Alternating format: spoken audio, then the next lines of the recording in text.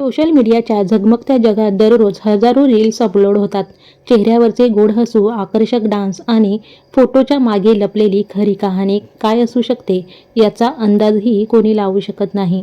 मध्य प्रदेशातील ग्वाल्हेरच्या एका सामान्य कुटुंबात जन्मलेली पूजा बालपणापासूनच अत्यंत सुंदर होती. तिची हीच सौंदर्य भावना पुढे जाऊन तिच्या अवाजवी महत्त्वाकांक्षेत बदलली. तिला गर्दीपेक्षा वेगळं दिसायचं होतं. डिजिटल विश्वात स्वतःची ओळख बनवायची होती. पण या सोशल मीडियाच्या झगमगाटामागे ती तिचे भयानक गुपिते लपवत होती. तिचे रील्स पाहणाऱ्यांना वाटायचे की तिचे एक आनंदी कुटुंब आहे. पण प्रत्यक्षात ज्या माणसाचा हात धरून ती प्रेमाच्या रील्स बनवायची तो तिचा नवरा नसून तिचा दीर संतोष राजपूत होता. पण नंतर जे घडलं ते खूप भयानक, धक्कादायक होतं.